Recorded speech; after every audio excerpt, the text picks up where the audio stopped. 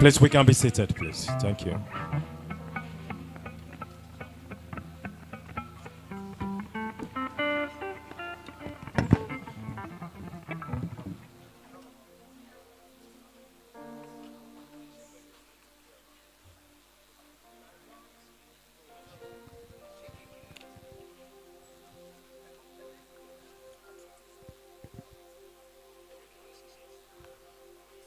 Now, please, can I have this light in pure white, please, because of what you are doing now tonight, so that the camera of the television stations will be able to pick clearer pictures, please. Let's have this white like this.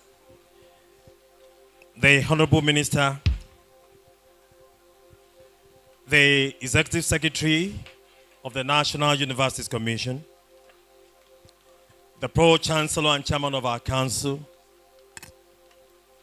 the Vice-Chancellor, the Principal Officers of our University, distinguished members of our Governing Council, members of the University Senate, Provost of Colleges and Deans of Faculties, Heads of Departments and Centers,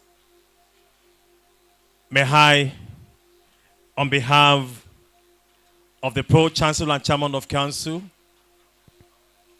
welcome the Honorable Minister to the Africa's most beautiful campus, Obafemi Awolowo University, Ile-Ife. Today, Thursday, the 8th day in the month of December, the year of the Lord 2022.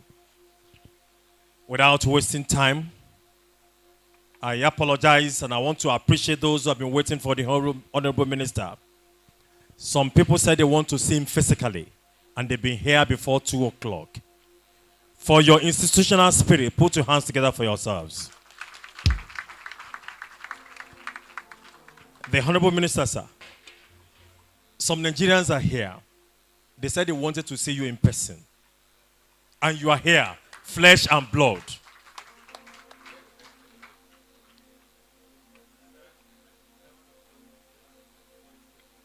Yes, sir. Thank you very much, sir. In fact, the gentlemen of the press, we have 18 of them here. We have the TVC, we have Arise, we have AIT, we have NTA, and they all said, even if the minister will be here by 9, they will still wait till 9. And they are here. Please, let's appreciate the gentlemen of the press who are here. We'll thank you very much. Shall we please stand for the national anthem?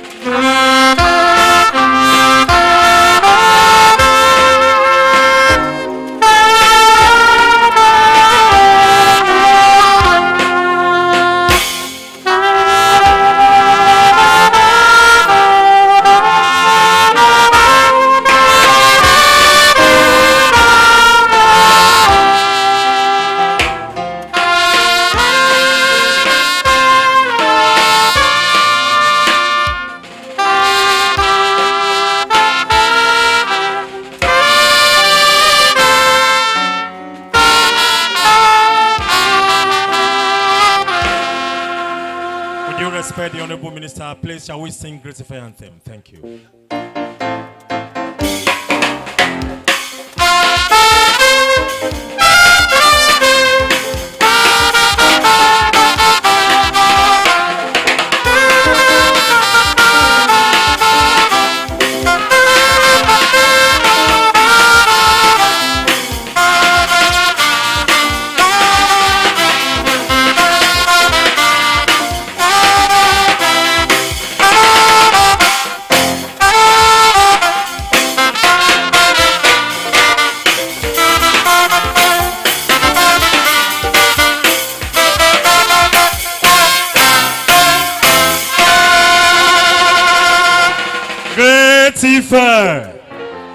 We may be seated, please. Thank you.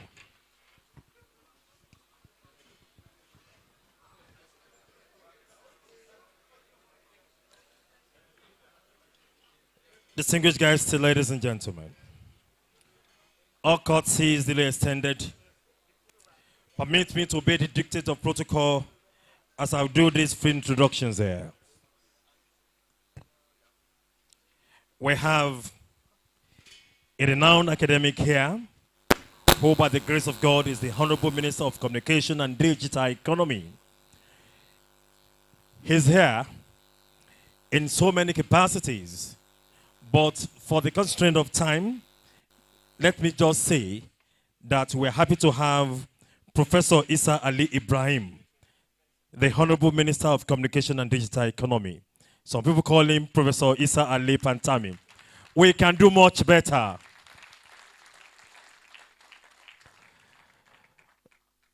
I also have the Honorable Executive Secretary, National Universities Commission, Professor Abubakar Rashid, ably represented here by a former Chairman, Committee of Vice Chancellors of Nigerian University, a former Vice Chancellor in Nnamdi Azikiwe University, Awka. He's here representing the NUC Executive Secretary. I'm talking of no less an international scholar, Professor Joseph Ahaneku.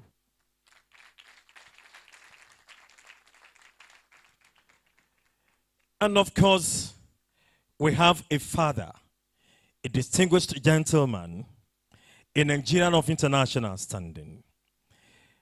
Is our Pro-Chancellor and Chairman of Council, Owele Oscar Udoji. Thank you very much. That applause is for me. Let me hear that of the Pro-Chancellor. For those who have a great sense of color, you will observe that the cap of Professor Aneke and that of the Pro-Chancellor, I think they look alike. Put your hands together for the two of them. The motto of our university is for learning and culture, the Honorable Minister, sir.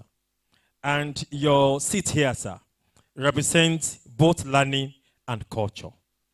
Your mode of dressing, the Honorable Minister, sir, even though very sartorial and senatorial, and your appearance is ministerial in all ramifications. But the Vice Chancellor, sir, will stand for our own learning, Professor Simeon Adebayo Bamire, the Vice Chancellor.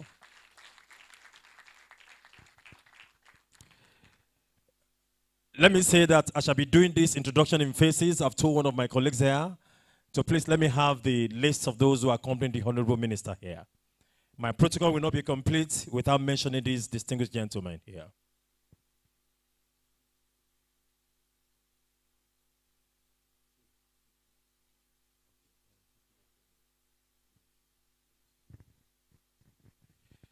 And we have the Deputy Vice Chancellor, Academic, Professor Bola Babalola. The Deputy Vice Chancellor, Administration, Professor Yominda Ramola. The University Registrar, Mrs. Margaret Omoshule. I have the University Bossa, Mr. Samson Ayanshino.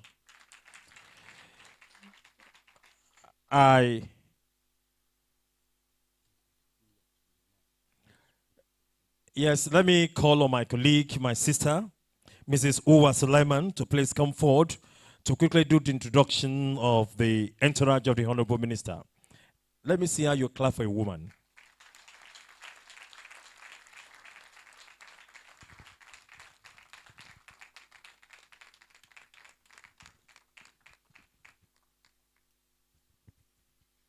Thank you very much, distinguished ladies and gentlemen. My job here is very, very simple, and I'm going to go straight to the point. May I start by formally and properly introducing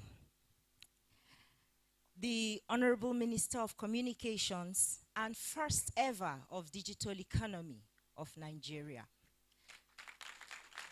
This is a man who has brought digital transformation, unprecedented digital transformation to Nigeria. In the academia, I don't think there is any campus in Nigeria that has not enjoyed the intervention that Professor Pantami has brought to the academia. The Honorable Minister of Communications and Digital Economy is the first and only African, dead or alive, to have been conferred with the fellowship of the Chartered Institute of Information Security. He is a fellow of the British Computer Society. He is a fellow of the Nigeria Computer Society. He is a chartered IT expert. He is a chartered computer scientist. He is a chartered cybersecurity professional. He is a fellow of the Institute of Information Management. And he is a fellow of the Institute of African School for Diplomacy and International Relations. He is Nigeria's Minister of Communications and first ever of Digital Economy, Professor Isa Ali Ibrahim Pantami. On his entourage are CEOs of parastatals and agencies under the purview of the Federal Ministry of Communications and Digital Economy. In no particular order, but with equal respect, may I start by introducing the Director General, National Information Technology Development Agency, NIDDA, Malam Kashif Inua Abdullahi, CCIE. We also have the Managing Director, Galaxy Backbone, Professor Mohamed Bello Abubakar. We also have the Master General of the Federation, Honorable Sunday Adeyemi Adepoju. We have the amiable lady of the digital economy sector, the Managing Director, Nigeria Communications Satellite, Dr. Abimbola Alale. And we also have the National Commissioner, Nigeria Data Protection Bureau, Dr. Vincent Olatunji.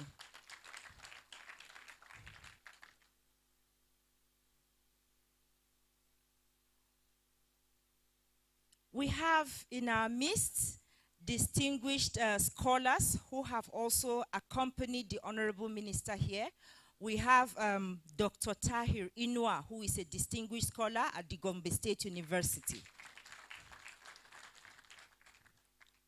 Ladies and gentlemen, my name is Uwa Suleiman. I am the humble spokesperson to the very distinguished and Honorable Minister of Communications and Digital Economy. Thank you for your time.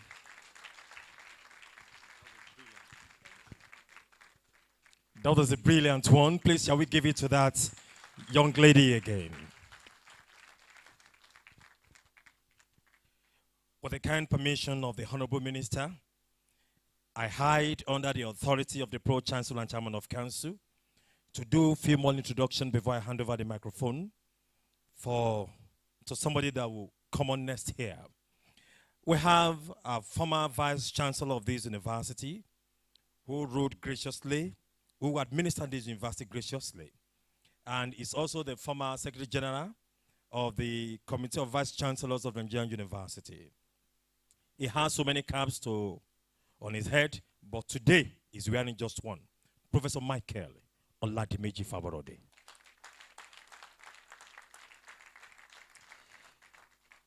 And of course, I have the Dean, Faculty of Tech, Professor Koya. Where are you, sir? Stand for recognition. You will also permit me to introduce somebody that the minister knows very well, too well. Agbarakbo, Professor Shola Aderomo.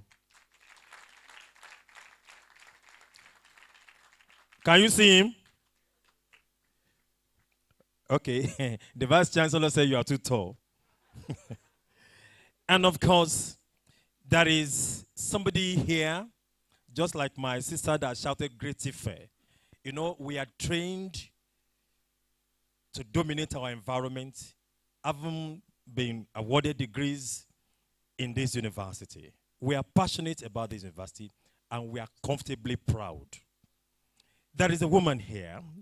She's always here to attend to anything that has to do with digital, anything that has to do with technology, anything that has to do with innovation. All the way from Canada, I have the president, Story Chairs Group Incubation Canada, Mrs. Oluneye Oluwole. Auntie.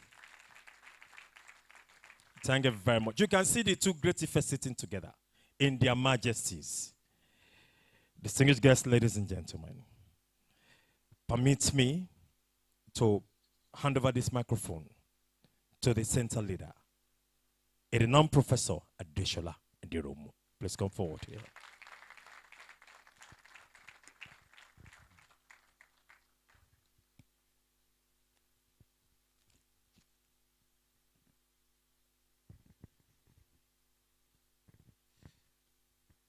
The Honorable Minister of Communications and Digital Economy, Professor Ali Isa Ibrahim Pantamin, FCIIS,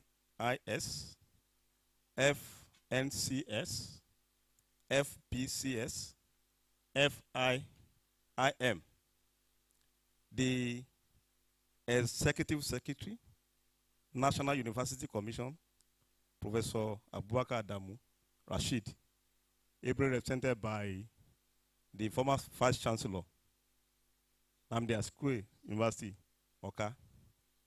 You are welcome, sir.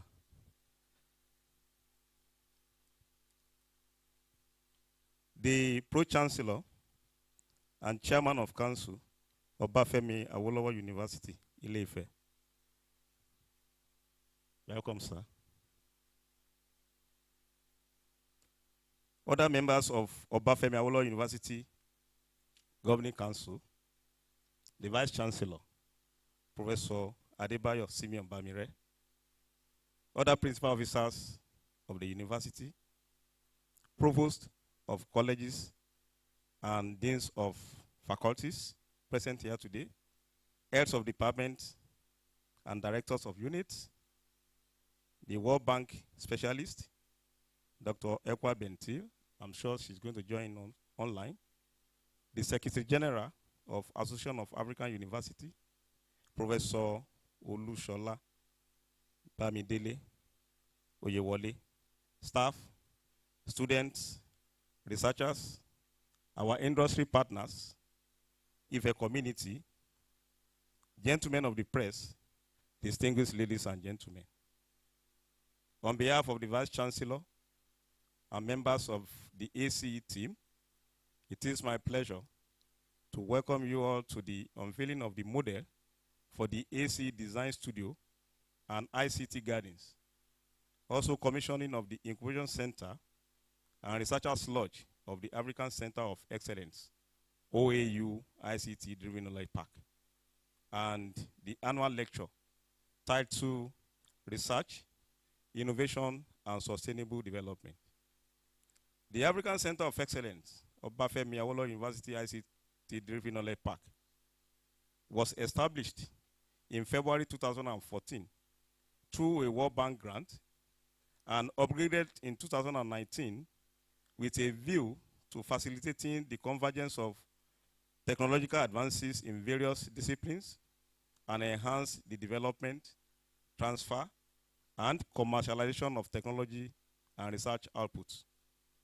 Presently, the park is promoting the launchpad for startup companies born out of university research activities and advancement by partnering companies who will have the competitive advantage of close proximity and direct access to the intellectual infrastructure and output of the university. Specifically, the whole park was established to, number one, aspire to stimulate creativity and excellence in research and innovation and expand learning opportunities for OAU staff, students, and other researchers from the region. Number two, to develop the next generation of scientists, researchers, teachers, entrepreneurs, and product developers through the appropriate practice-anchored capacity building measures, including industrial immersion schemes. And this will entail the production of a critical mass of much needed manpower for research and innovation.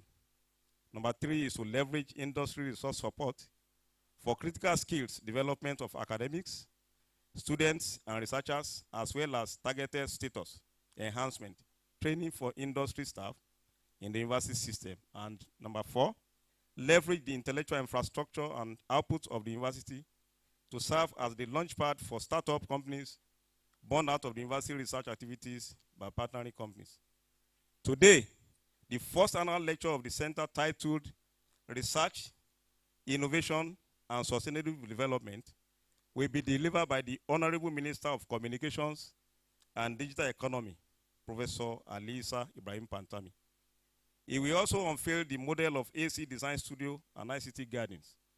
The AC Design Studio, when completed, will house state-of-the-art equipment in 4 laboratories to train more high-quality ICT and engineering manpower who will recognize, understand, and readily exploit the immense potentials of emerging modern global technology movements. In addition, the ICT Garden will provide an environment for faculty, students, anchor tenants, and our industry and sector partners to continue discussions and interactions outside the formal classroom and laboratory learning. This is with a view to coming up with more innovations leading to creating more spin-off companies, wealth, and entrepreneurs among our youth.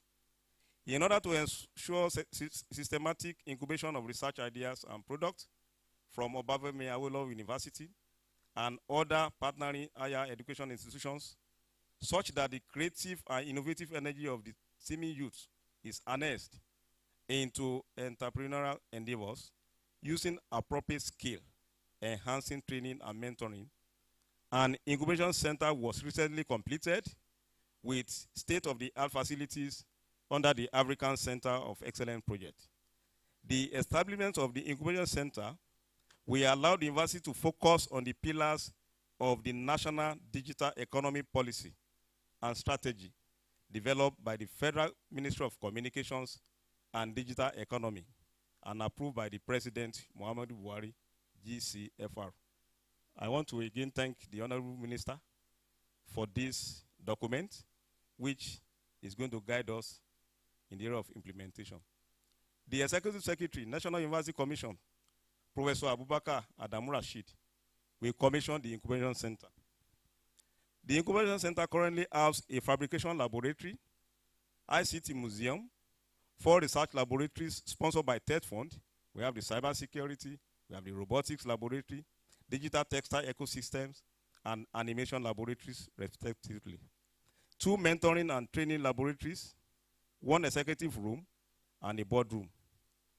In any standard ICT park, it is a known fact that researchers, innovators, and entrepreneurs need an environment devoid of disturbance, noise, and unnecessary interference to enable them achieve excellent results. Today, the Pro-Chancellor and Chairman of Council of Obafemi Awolowo University, Owele Oscar Udoji, will commission the AC Researchers Lodge. This is a 10-room lodge with fully equipped accommodation facilities. And I want to tell the Pro-Chancellor and Chairman of Council, by this time next year, you are still coming back to lodge to commission a 40-room accommodation in addition to the 10 you are commissioning today. So you have a major task to do by next year, sir. And I want you to take you by my word, because we mentioned this last year that we are going to commission this place this year, and we are doing so now. So I'm promising again that by next year, you are coming here again to commission additional 40 rooms to make it 40 rooms. Thank you for coming, sir. At this junction, I would like to express our gratitude to the Honorable Minister of Communications and Digital Economy, Professor Isa Ali Ibrahim Pantami, and his entourage for finding time to grace this occasion. Pro-Chancellor, sir, count yourself as lucky, sir. The Vice-Chancellor, please count yourself as lucky, and the entire university community. The old Federal Ministry of Communications and Digital Economy is right here in Ife. So we can take a lot of decisions today. The minister is here, and all the DGs and CEO of all the agencies under the ministries are here today. So it means that we can take decision on ICT right here today. And I'm sure my good friend, my professional colleague, is going to do justice to this today. I'm sure that we are going to laugh last by what we are expecting you to do for us. I won't say more than that, sir. You've done it in 2018 when you gave the Faculty of Technology support in the area of digital library, worth about 150 million. And I'm sure that majority of our faculty benefited from this facility. We want to really appreciate you. And of recent, you also approved something for the university community. I won't mention that. It's my vice chancellor that will mention that during his own speech. But today I'm saying that you are still going to give us something. But I don't know. So I want to really thank you for your support. Even when I was the president of the Nigerian Computer Society, he gave me a lot of support, the honorable minister. At least you supported us with funding to start our national secretariat, which I'm sure is going to be commissioned very soon. So on this note, I want to really thank you, sir. And I want to thank all the DGs and CEO of all the agencies under the Ministry of Communications and Digital Economy.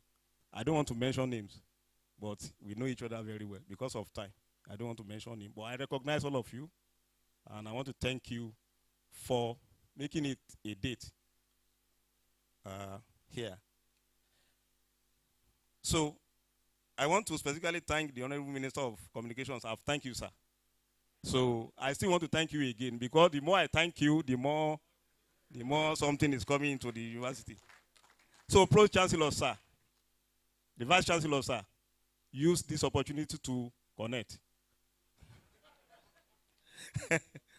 So I want to borrow the language of my PRO.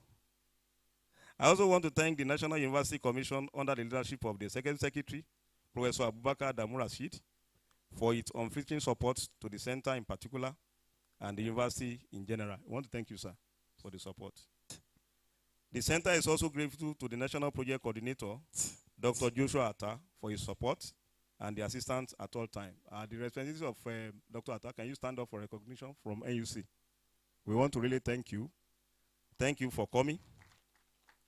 Special thanks goes to the Association of African Universities under the leadership of Professor Olusola Oyewole and the World Bank Education Specialist, Dr. Ekwa Bentil. The assistance and cooperation we received have really been of immense assistance to us in the implementation of this project. Distinguished ladies and gentlemen, I wish to use this opportunity to thank the university management under the leadership of Professor Adebayo Simeon Bamire for the total commitment and support towards the implementation of this project. Our gratitude also goes to all former vice chancellors of this great university. I want to again recognize Professor Emu Faborode for your commitment and support on this project. Right from, let me say, right from 2004, that we've started brainstorming with respect to this project. And then this is where we are today. We want to really thank you, sir, for that contribution. The past and present provost, postgraduate college, I want to also thank you, because we are using the postgraduate students to drive this project. And without your support, there's no way we can continue with this project. I also want to thank past and present deans, Faculty of Technology, Professor Koya. I want to thank you, sir, for your approval and support to ensure that we achieve our results. The past and present heads of the Department of Computer Science and Engineering, Professor Oluwatope, I want to thank you. Furthermore, my sincere gratitude goes to the entire members of staff of the 4 participating departments. On this project now, we have 4 departments: Computer Science and Engineering, Mechanical Engineering, Agricultural and Environmental Engineering, and Electronic and Electrical Engineering. And I want to also thank all the members of the ACE team. Can you just stand up for recognition? All the members of the ACE team. They are the ones giving us support to ensure that Professor Adagundo is there. We want to really thank you for supporting this. I don't want to mention it because of our time. The center is immensely indeed indebted to the dynamic commissioning Planning Committee, which work assiduously, even against all odds, to make today a reality. Distinguished ladies and gentlemen, I want to thank you, and God bless you all. Thank you.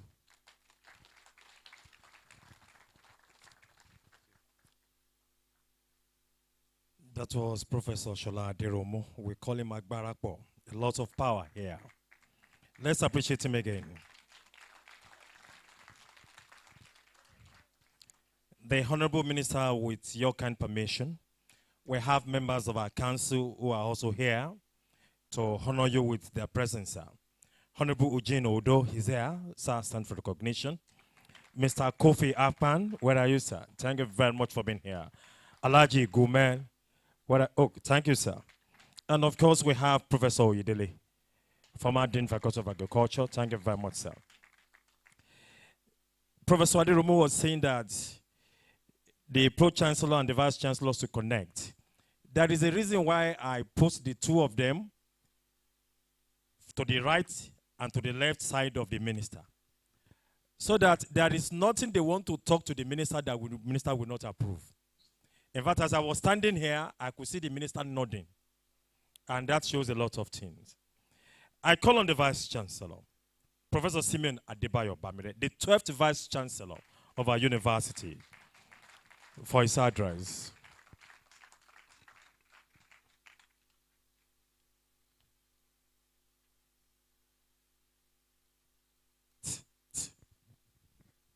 Thank you very much. Let me welcome everyone in the name of the Lord God Almighty for making it to this gracious occasion. You are all welcome. Our dear Honorable Minister, the Minister of Communication and Digital Economy, thanks for making it. We appreciate you a lot. Thanks for all you've been doing. Thanks for what you are doing. And thanks for what you are here to do. I also want to appreciate all the entourage of the minister. Thanks for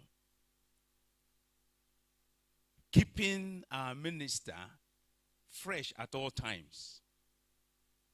I noticed most of the faces that we met at Abuja, and I could see they are still here. And that means those are the sets of people that are very close to you. I recognize and acknowledge your presence. Thank you very, very much. The Executive Secretary, National Universities Commission, our dear Professor Abubakar Adamu Al-Rashid, who is ably represented here by a former Vice-Chancellor of UNIZEC, Professor Joseph Ahaneku. You are welcome. Thank you very much for accepting to come on his behalf. We know he's also involved in the celebration of his 60th birthday of NUC. We congratulate him and congratulate you for that. Our dear Pro-Chancellor, sir, and Chairman of the Governing Council, Wele Oscar Udoji. This is a very dear father. Amiable and really, modest in all he does. He's somebody that is so supportive, and we really appreciate God for having him at a time like this. Members of the University Governing Council, thank you very much for all your support. Deputy Vice-Chancellor, Academic, Professor Olubola Babalola, thank you. Deputy Vice-Chancellor, Administration, Professor Lusanjo Matthew Abayomi Daramola, thank you very much. The Registrar and Secretary to Council, Mrs. Margaret Idowu Omoshule, that's our engine room. Thank you very much. The University Librarian, Dr. Femi Zacchaeus Oguntuashe, thanks very much. And the able wife, thank you. The University Bossa, Mr. Samson Olaide Ayanshina, and the wife, thank you very much. The provost of colleges that are here present, the College of Health Sciences and the Postgraduate College. Our former Vice-Chancellor, Professor M.O. Faborode, who is always there for us, whenever I'm speaking with confidence, it's because I have so many of the Vice-Chancellors with me. And I'm really very grateful, sir, for all the support. The Dean of the Faculty of Technology, Dean of Faculties, other faculties, and Dean of Student Affairs. Thank you very much. Directors of institutes and centers, heads of departments and units, members of Senate, presidents of professional bodies here present, all professors here present, the staff unions and all staff, the students' union, all the security personnel here present, gentlemen of the press, distinguished ladies and gentlemen. On behalf of the Governing Council, Senate, staff, and students of Obafemi Awolowo University, the entire Department of Computer Science and Engineering, and the Faculty of Technology, it is my pleasure to welcome you all to the multi-activity event of Unveiling the model for ACE Design Studio and ICT Gardens, as well as the commissioning of the Incubation Center and Researchers Lodge of the Africa Center of Excellence, the OAU ICT Driven Park. This is no doubt an epoch-making event. Today's event is loaded with components which are very germane for the sustainable development of not just education, but the nation at large. The ACE Design Studio is a facility which will provide enabling and conducive environment for engineering students to carry out practicals of their courses with ease and satisfaction, and which are necessary ingredients for meaningful learning. The studio model, which is to be unveiled today by the Honorable Minister of Communications and Digital Economy, Professor Isa Ali Ibrahim Pantami, it's not just the building structure. It's a fully equipped studio with all necessary equipment and furniture in place. In addition, the ICT Gardens will also provide an environment for both faculty and students to continue discussions and interactions outside the formal classroom and studio learning. The commissioning of the Incubation Center is a great attestation to the efforts of the National Universities Commissions, their emphasis on innovation and entrepreneurship courses, which is to be incorporated in the curricula of Nigerian universities so as to produce graduates that will not be looking for white-collar or government jobs, but can be self-employed after graduation, and can also compete globally with other graduates in terms of employability and in other areas. This is in line with the efforts of Obafemi Awolowo University in incorporating entrepreneurial courses in all programs, and as demonstrated with the establishment of an Institute for Entrepreneurial Development Studies, that's IFETS. The Incubation Center being commissioned today will strengthen existing facilities, especially in the area of ICT and cognate fields. I have information that the Incubation Center already has some tenants who are producing prototypes of some basic items relating to the COVID-19 pandemic and in other areas.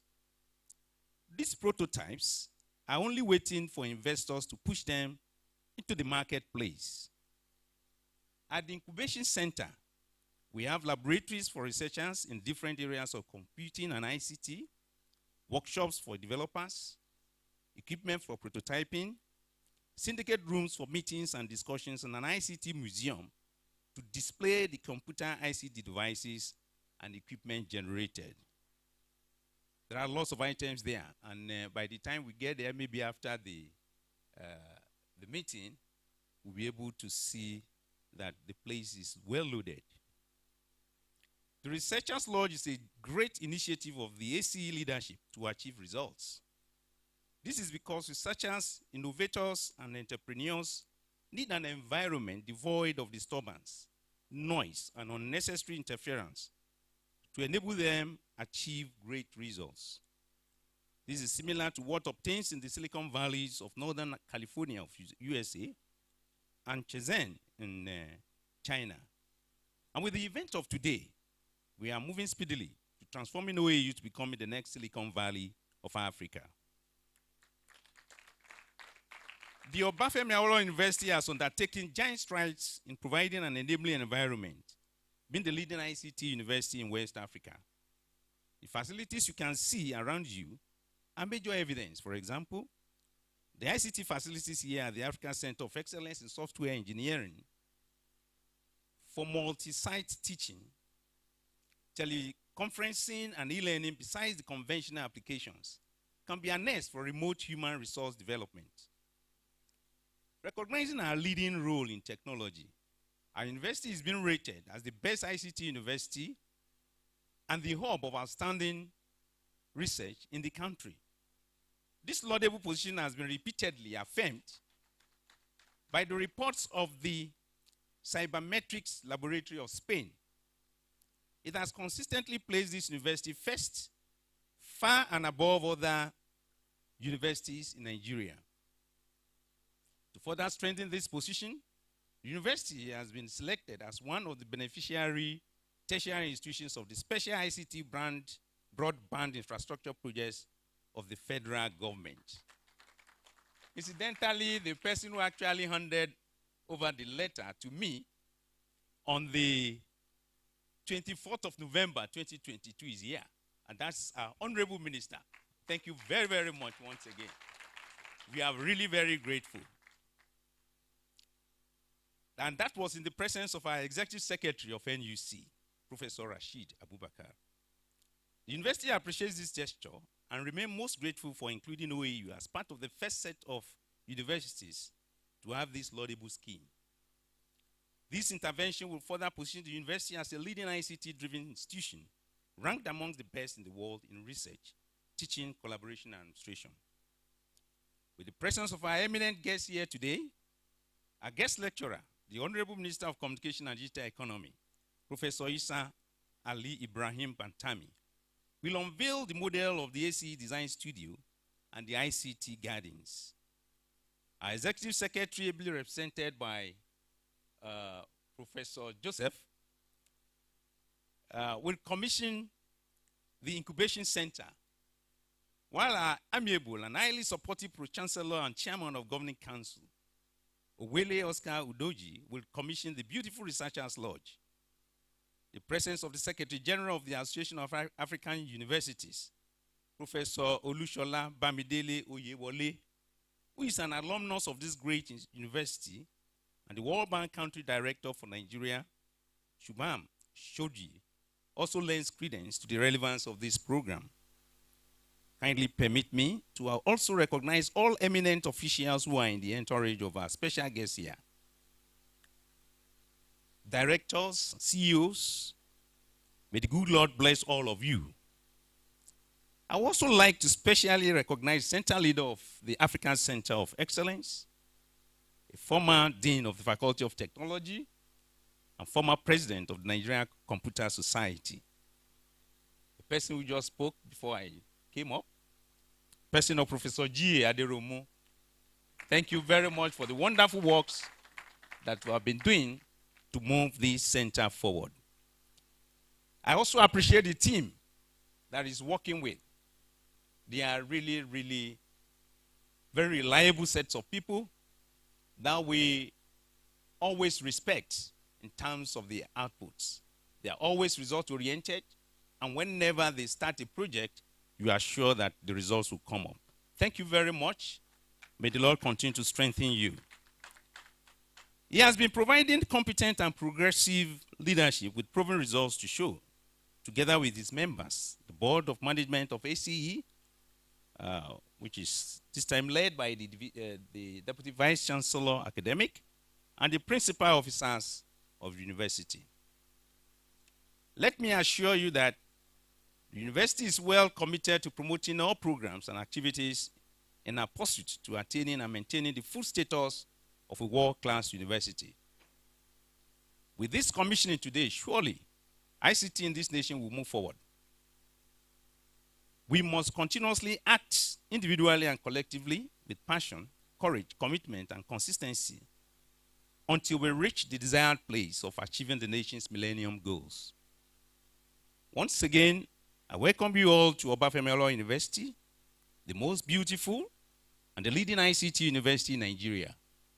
Kindly find time to enjoy the historic monuments of the ancient city of Ile-Ife. That's if you are coming here for the very first time. It's always nice to just move around, look at our beautiful environment, and then you may even move to town. You are well secured. I wish you safe journey back to your destinations after the end of this program. Thank you all, and God bless.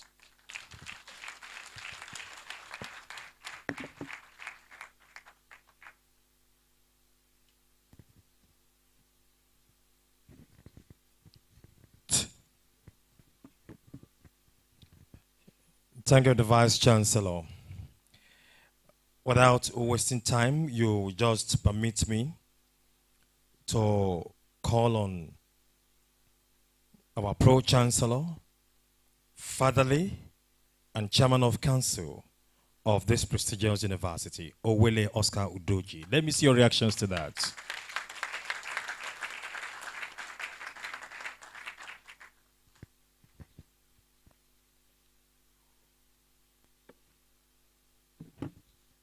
May I stand on the existing protocol? For this event, the VC kept telling me that the Honorable Minister is a nice person, is a nice man. I kept wondering. He repeated it, he's a nice man. Well, today, I know why. He's not just nice, he's very, very nice.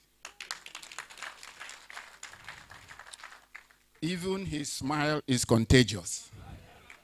A fine gentleman. It's an honor to meet you.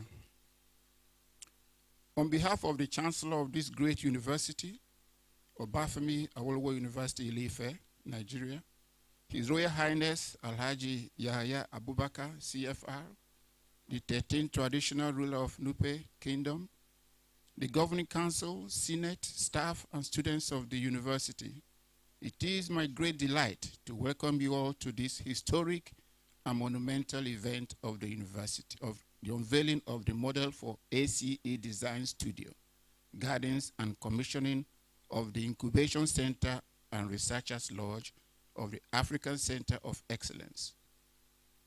The establishment of an incubation center as well as a design studio is all in tune with the efforts of the federal government of Nigeria today to the National Universities Commission, NUC, to ensure that the graduates of our universities are equipped with both practical entrepreneurial knowledge and capacity to make them not only self-employed, but also job creators.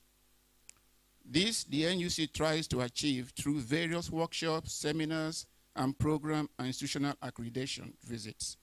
I believe that this university, through the facilities being commissioned today, is set to join force in moving forward in achieving the goals of the federal government in the foregoing direction.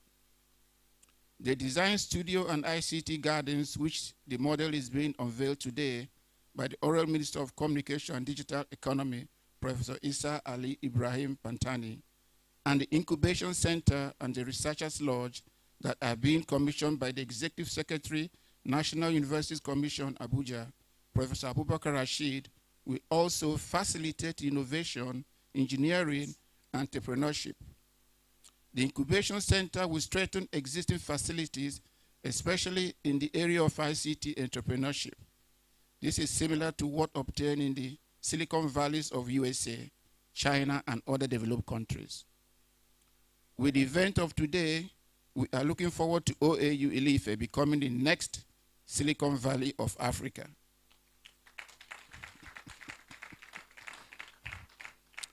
Kindly permit me to recognize indefiable and result-oriented Vice Chancellor of this university, Professor Adebayo Simeon Bamire, who has been on his toes and keeping sleepless nights to move the university forward since he assumed office barely 6 months ago.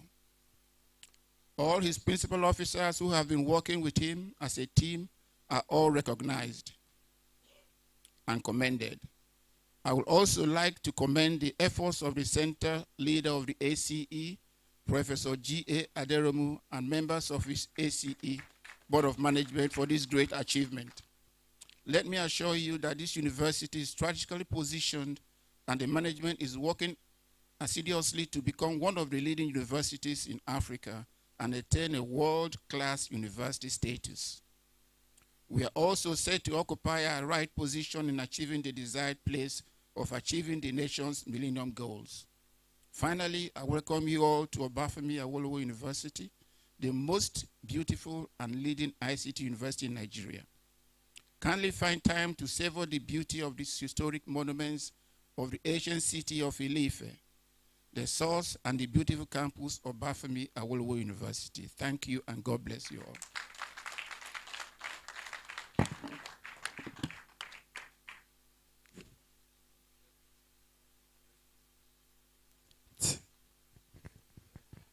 Well, this is just a little bit after 6, moving to 7 o'clock. Let me say loud and clear, there is no law that says you should not clap in OAU in the evening.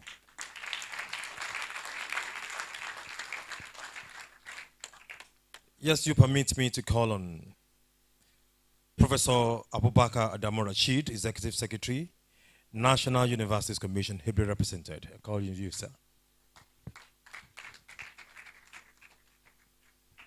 Oh, you can do much better.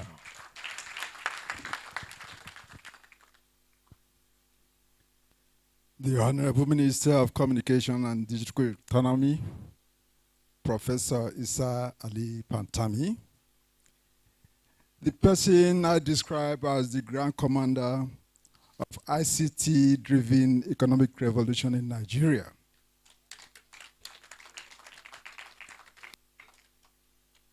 The Pro-Chancellor of Obafemi Awolowo University, Ile-Ife, the Vice-Chancellor of Obafemi Awolowo University, Ile-Ife. Let me stand and actually adopt the protocol succinctly put by the PRO, Professor Aderomu, and the Vice-Chancellor. I'm here to present the Executive Secretary's remark, my boss. But before I do that, let me first bring greetings from my boss, Professor Abubakar Adamu Rashid, MFR, MN9, FNL. Let me also bring greetings from the entire staff and staff of the Commission. I want to make few remarks. I've been introduced. But above all, I want to say that I'm a researcher as well as a farmer.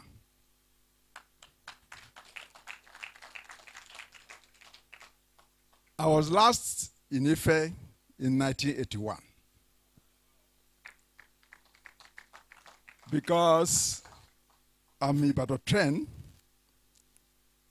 and today, my brother, my friend, and the former Vice-Chancellor of this university, Professor Michael Fabrode, took me around the university. And I'm so impressed with what I've seen. And for the project that we are here for, I want to leave this word. To assess multinational grant entails a lot. For the fact that they've been assessing in this university over time shows that you people have been doing very well in actually retiring the grants. Honestly, conversations that bring development usually starts in institutions.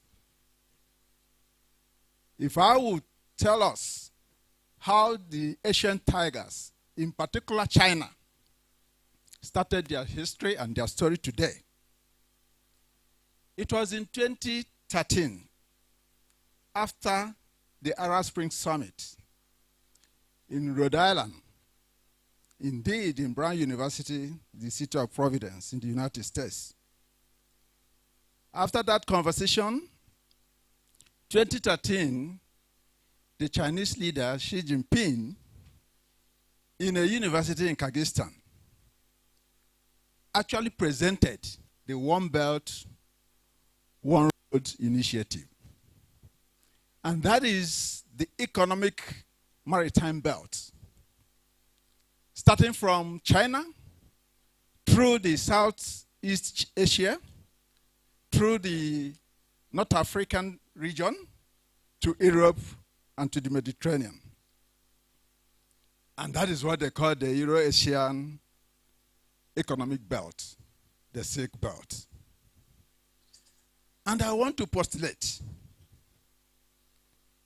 that those of us in this enterprise, as academics, we have to change our dancing step.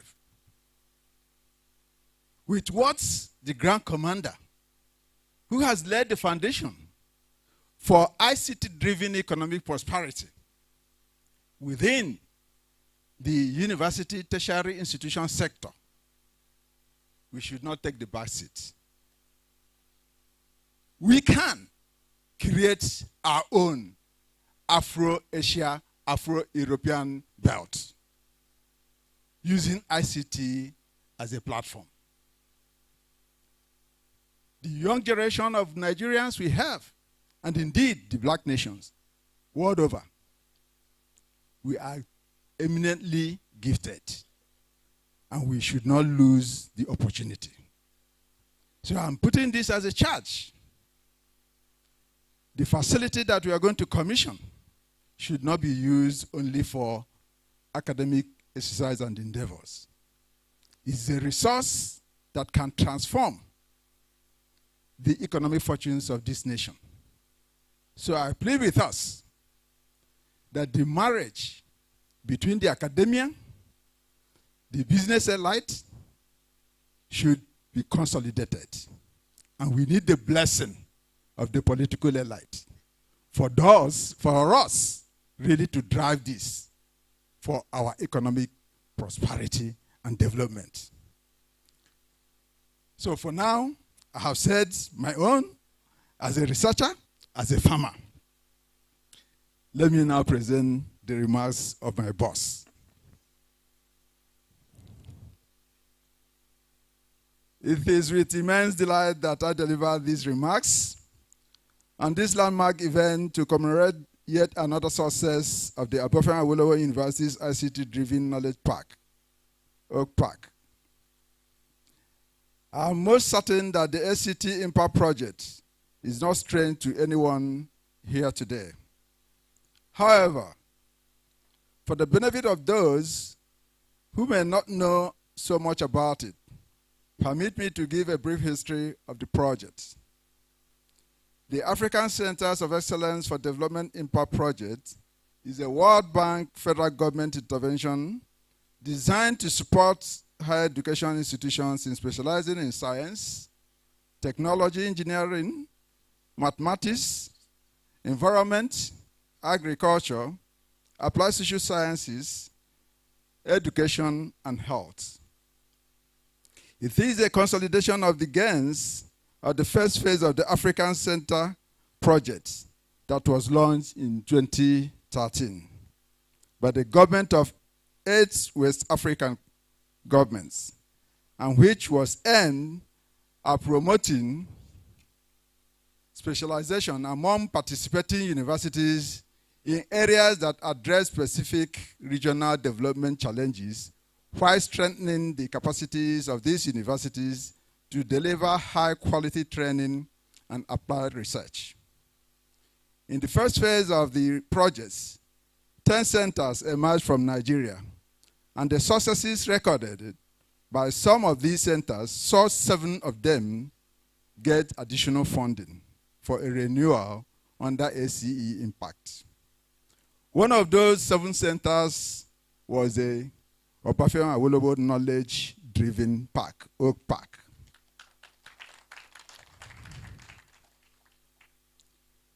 Despite delays in project disbursement, Oak Park is one center that has consistently shown a commitment to project success. From reaching the maximum earnings for publications and student internship, which are 2 major project disbursement linked results, to its efforts at inventing various machines and devices, such as the vehicle speed limit device, for which a prototype has been developed. This center continues to deliver on project objectives. Today's ceremony further confirms Oak Park's commitment to project success. Let me mention that the successes we witness today would not have been possible if it were not for the unwavering support of the immediate past Vice-Chancellor, Professor Eyitope Ogunbodede, and that of his successor and the Executive Secretary's friend, the incumbent, Professor Bamire. He has just been here for 6 months, thereabouts, and he has done quite great and a lot for this institution. A key disbursement link indicator of the SC Impact project is institutional impact. What this means is that the benefits of Oak Park are expected to cascade to every unit of the university. With the facilities housed in this incubation center and the proposed design studio, which is expected to encourage research and promote interactions between students and staff, I look forward to such a time when Oak Park becomes a hub for innovations in ICT in Western Nigeria, in the whole of Nigeria, and the whole of Africa, and the entire world. I wish you the best and congratulate the center, congratulate the university, and congratulate the nation for supporting this project. Professor Abubakar Adamu Rashid, Executive Secretary, National Universities Commission. Thank you very much.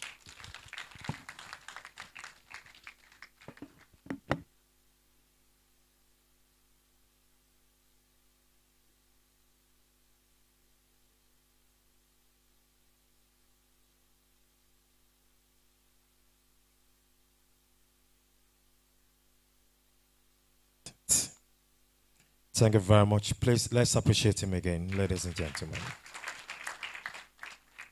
Yes, we have the Secretary General, Association of African Universities, who has joined us live. Professor Olushola Bandele Oyewole.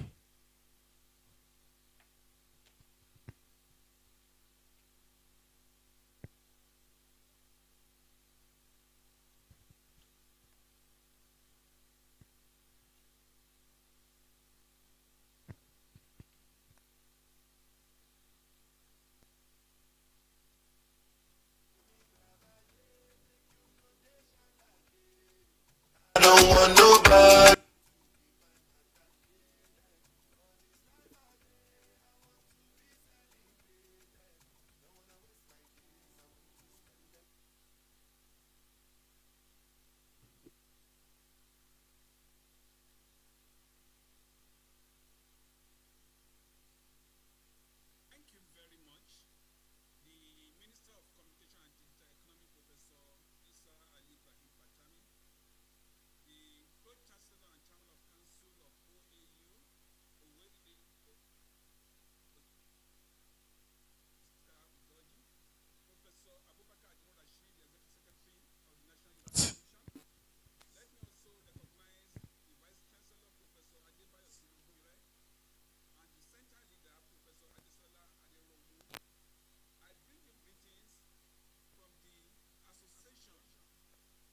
Of African universities in Accra, Ghana. We are the facilitating regional facilitating unit of the World Bank project on centers of excellence in Central and West Africa. Ladies and gentlemen, distinguished guests and colleagues, it is such a pleasure to be part of the unveiling of the Oak Park's new ICT Park. Let me first express my wholehearted gratitude to the Vice Chancellor of this university, past and present, who permitted this project to begin in the first instance, and to you all who worked on this project. As you all know, OAU ICT Driven Knowledge Park, OAU Oak Park, is part of the renewed ACE Impact Centers in Digital Development that aim to create a regionally recognized and acknowledged model that is driven by high-quality postgraduate education for uptake and commercialization of research and technology to advance the growth of the ICT industry. I am glad to mention that the center is making significant strides. With DLI achievement rate of 62%, Oak Impact is the highest performing ACE Impact Center in Nigeria. And I think that we need to appreciate the leader of your center and the team members. Ladies and gentlemen, notably, this center has achieved remarkable success in project indicators such as PhD student enrollment of 98%, development impact of 50%, program accreditation of 100%, research publication of 100%, external revenue generation of 96%, industrial internship of 100%, and I want to thank the Vice Chancellor, especially Professor Bamire, for his commitment to this project. I want to thank the whole of the university community. I need to say that the ACE Impact project at Obafemi Awolowo University, I'm proud of the great leadership of the Vice Chancellor and the project leaders and the team for your work. Thank you very much.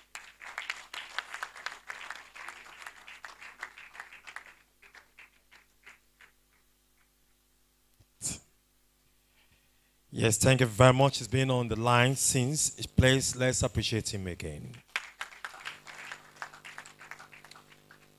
Distinguished guests, ladies and gentlemen, particularly, let me appreciate my colleagues, the gentlemen of the press who are here, who want to listen to the Honorable Minister. The time is now. Cameras are set. Still camera and video camera. I have the singular honor and privilege. I remove my cap for the Honorable Minister, for what he has done for the university, for what he is doing at present, and for what he will still do in and outside of the office. Let's appreciate the Honorable Minister, Alhaji Professor Isa Ali Ibrahim Pantami, the Honorable Minister of Communication and Digital Economy. Please, shall we stand to appreciate him, please?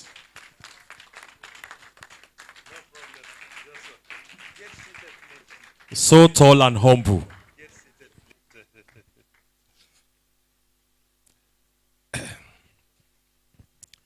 The representative of the Executive Secretary of the National Universities Commission, Professor Abubakar Adamu Rashid, represented by the former Vice Chancellor of UNIZIC, the Pro-Chancellor and Council Chairman of Obafemi Awolowo University, our elder here with us, Owele Oscar Udoji, the Vice Chancellor of the university and also our chief host, my friend, Professor Adebayo Simeon, the executive, or rather the chief executive officers here with us, particularly that of the National Information Technology Development Agency, also the Managing Director of Galaxy Backbone Limited, National Commissioner for Nigeria Data Protection, Beru, and also the Postmaster General of the Federation, and also our sister, the Managing Director of Nigerian Communication Satellite, and also another board members here with us, the former Vice Chancellor of Obafemi Awolowo University, that I was here based on their invitation in 2018. As a result of that, my coming here is just homecoming. And I feel like I am part and parcel of the university. The Deputy Vice Chancellors here present with us, and also the management team of the university, Senate members, staff, students, if any, good evening to all of you. And may peace, mercy, and blessings be upon you. Permit me to chant the great Ife, the great.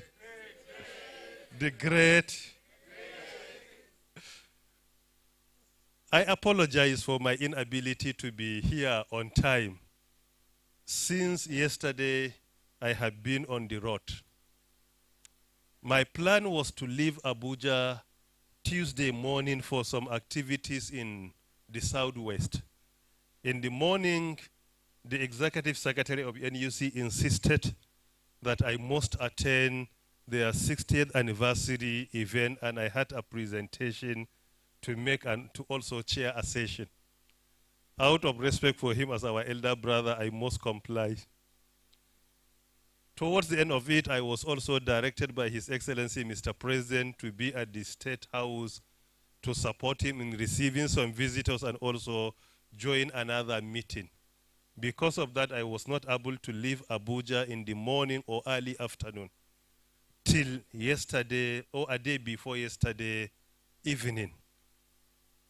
And I couldn't get any flight to either Ibadan or Ocean or any place around. I had to travel from Abuja to Lagos at night, and I left Lagos yesterday to Oshobo presenting a lecture, Innovation and Sustainable Development. He said, yes. I said, is there any talking point for me? He said, no, sir. I have been busy, so this is something else. With the permission of the Pro-Chancellor and also the Vice Chancellor, permit me to recognize my friend and brother, the of Excellence, Professor Ganiyu Aderomu, who compelled me to honor the invitation in 2018.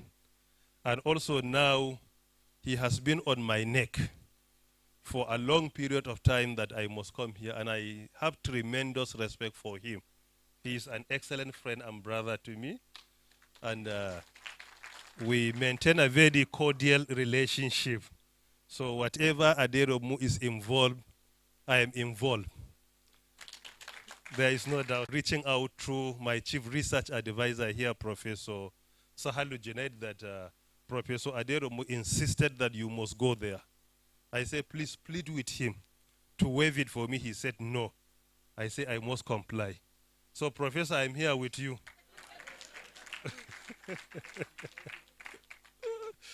The topic to speak on superficially is research, innovation, and sustainable development. These three components of the topic are interwoven, they are connected. Research leads to innovation. Innovation must lead to sustainable development. Research is all about the systematic investigation and study of materials and sources at your disposal. And when you study all of them, you come out with facts. And these facts will guide you to determine a new conclusion. So if you look at the system of conducting research, starting with an study of existing materials, and on that existing material, you build your own facts, and it will lead you to determine a new conclusion. That new conclusion that comes out of the research should guide you to innovation. And innovation is all about making our life easy. And by implication, innovation leads to sustainable development. The Vice Chancellor, in the course of his, without telling me, at least gave me guidance on what to say, particularly by citing examples. Silicon Valley in the southern part of San Francisco in the United States of America, and also Shenzhen in China. And please permit me, not plagiarism, I acknowledge the source. So permit me to build my presentation on these studies, starting with the Silicon Valley, the southern part of San Francisco in the United States of America.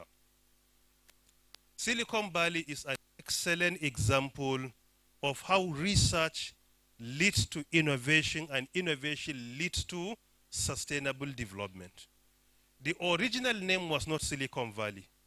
It was coined as Silicon Valley in 1970s by Don Hoffler.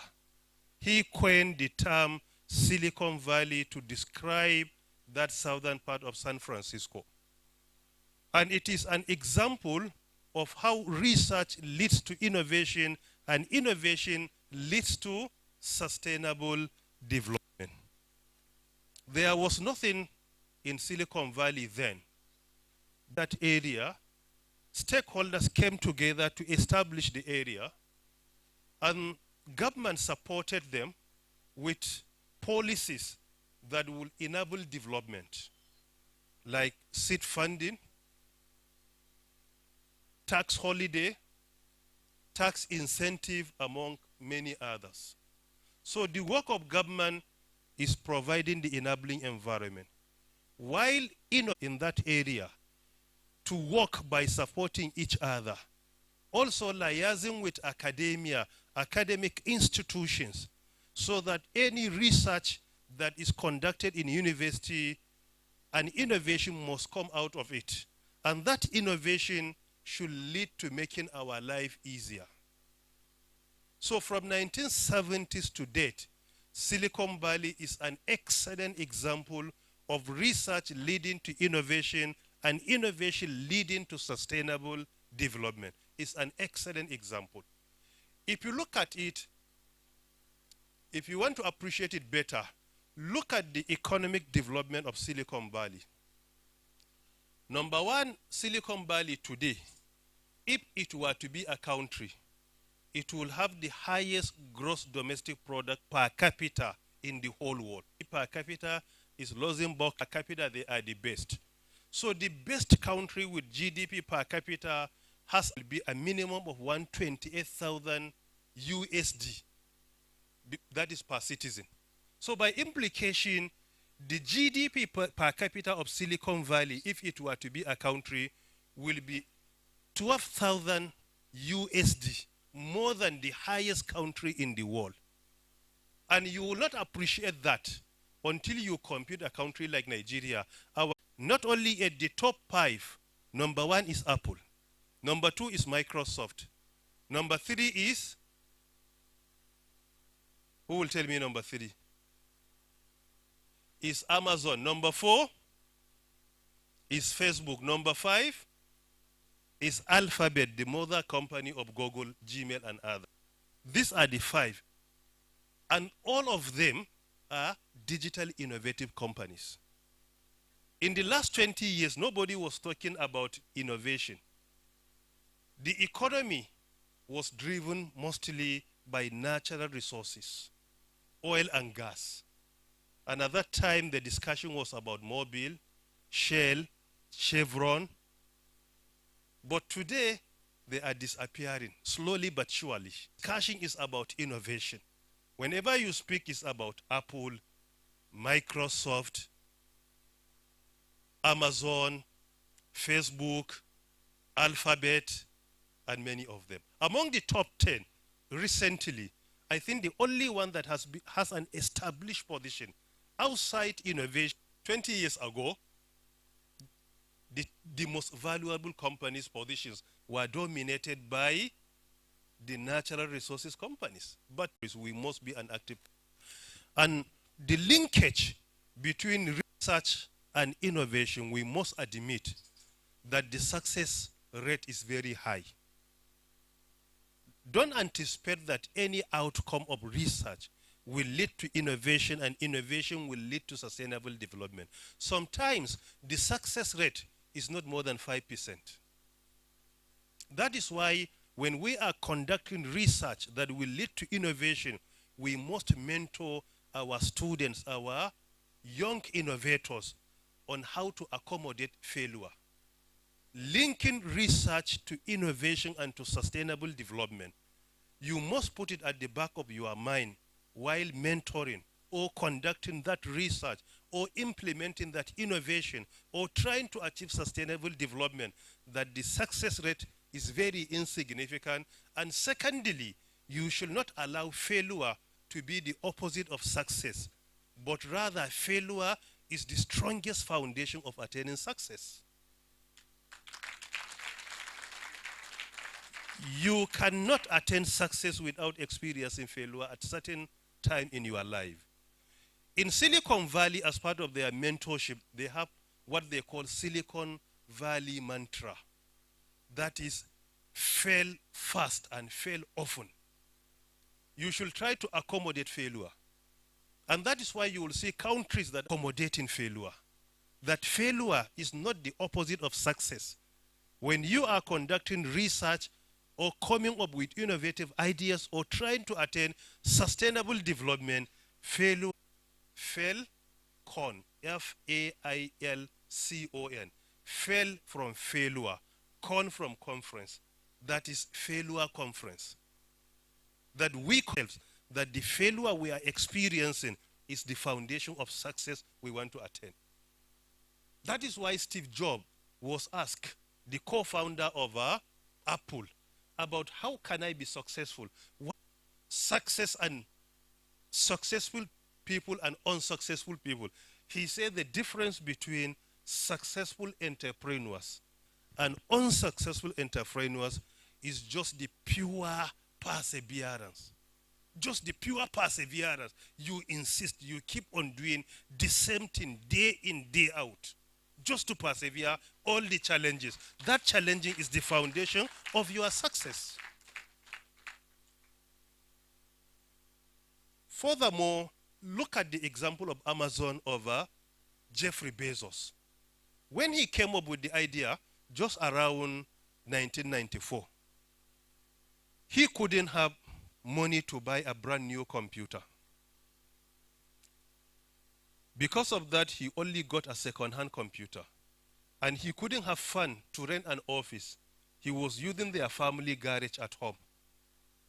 In 1994, he remained very consistent, doing the same thing.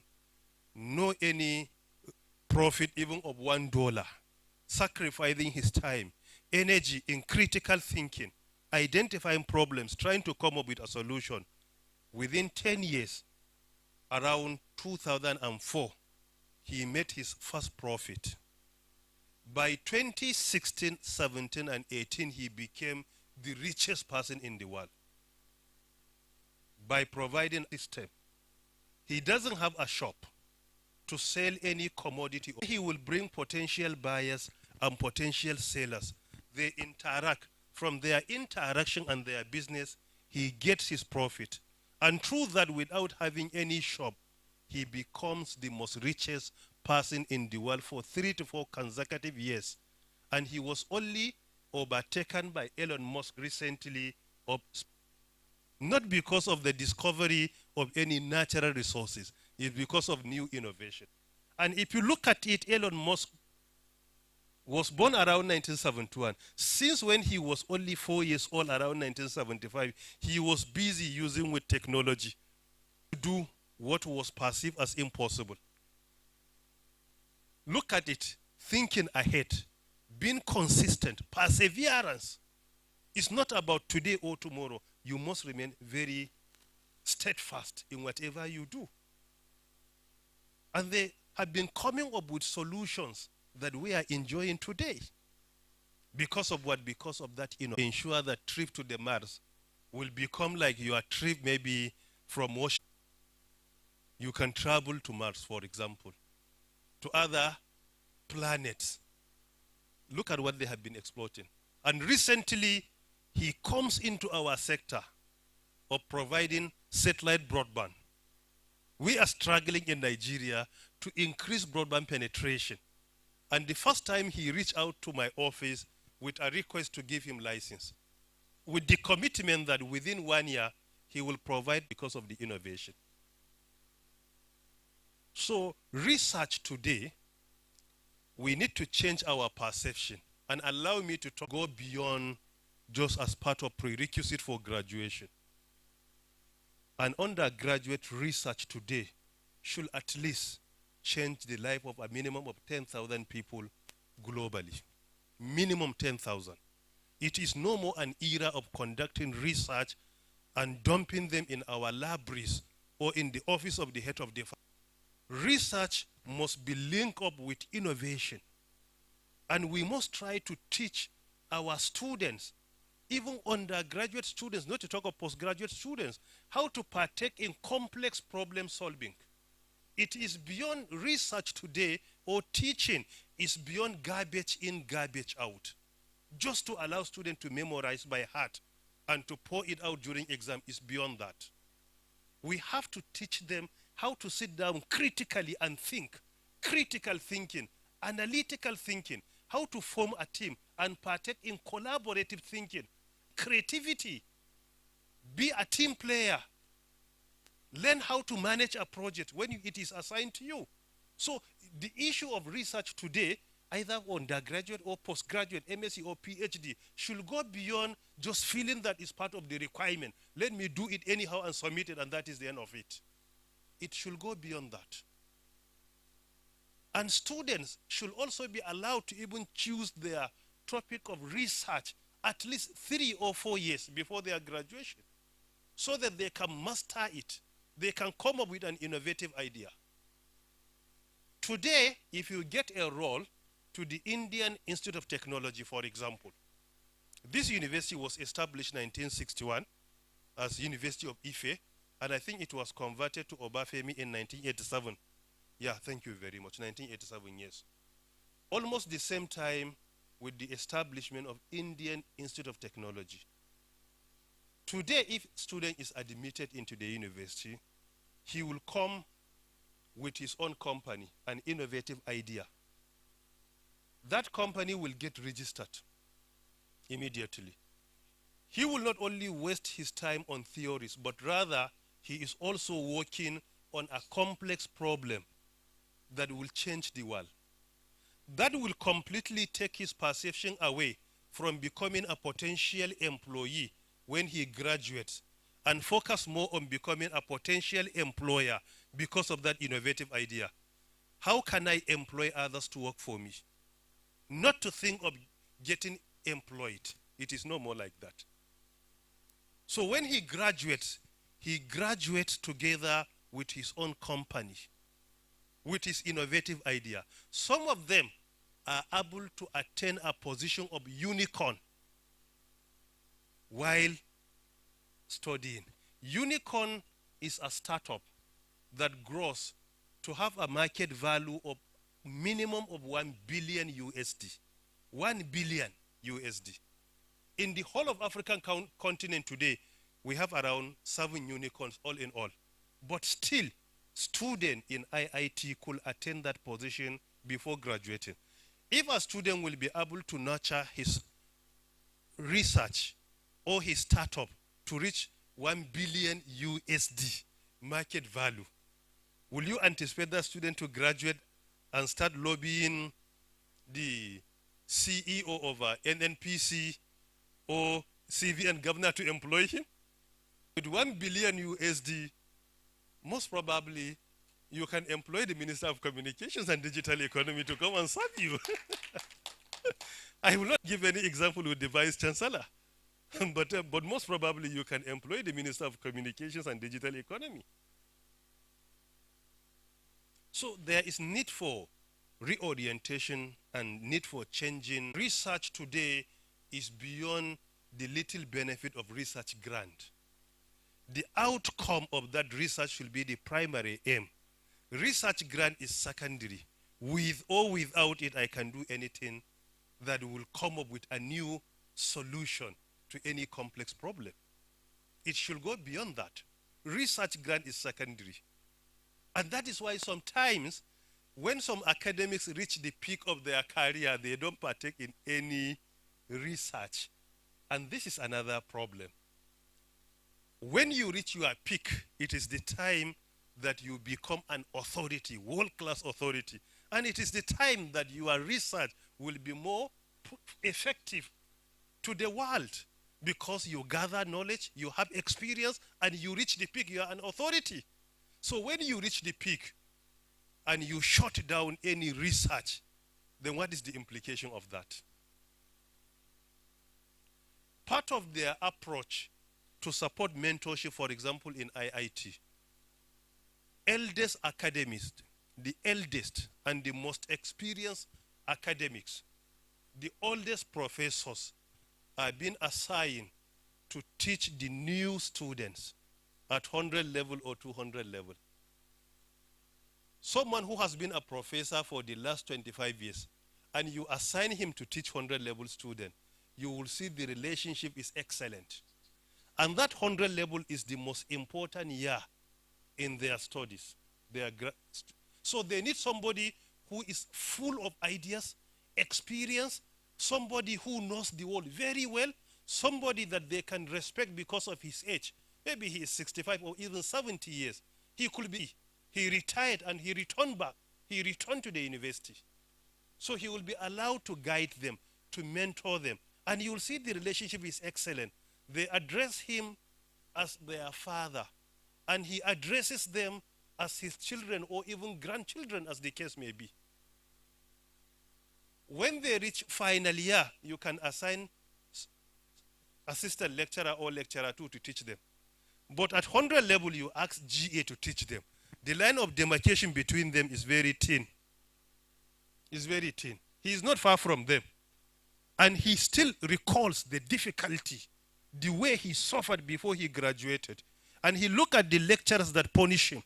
So because of this, he will be treating them with that feeling.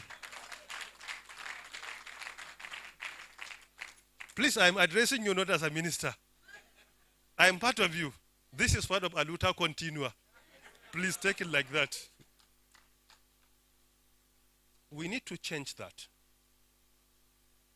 And for example, again, the problem we are having, we have talent in Nigeria. What this talent needs is mentorship. Mentorship by providing also the guidance and the direction to follow. I have no doubt that in Nigeria we are blessed with talent. There is no doubt. It's not questionable. Our population is blessed with talent, but there is a miscarriage where we hardly deploy our talent positively. Even when we do, we are too lazy in doing that. And thirdly, what should be the foundation usually we feel that is enough for us. We don't think of improving on what we have achieved. We become very comfortable with just maybe little success, and it shouldn't be like this. You must have a very big ambition when it comes to your career, when it comes to research, innovation, and your contribution to sustainable development. This is indeed very important. For example, if we are the same with Shenzhen in China. Shenzhen in China, around 1979, it was only fishing area. There was nothing taking place. Part of their research led them to establish a city. That city, the most important quality of that city is speed. S-P-E-E-D. If you have a project, you want it to be delivered in 1 year, and a company says, no, we need 5 years to do this, they will say, okay, bring it, we will do it for you in 30 days. It's only the speed. For example, when Steve Jobs announced their plan to launch their iPhone, Only 30 days to the date of launching, then he realized they couldn't do it with glass strategy. Don't have America, they couldn't do. No, we can't do in 1 month. In Europe, they couldn't do. He reached out to Shenzhen. He said, my target is 30 days. They say, okay, we can deliver for you in 2 weeks. Just the speed. And he gave them. And they deliver within that time. If you look at the tallest tower in China, the tallest tower in China, it was built within few weeks in Shenzhen, as an example. And that, just the speed, this is their expertise. 1 week we will do it. 1 year, come, we will do it in 30 days for you. That is very simple.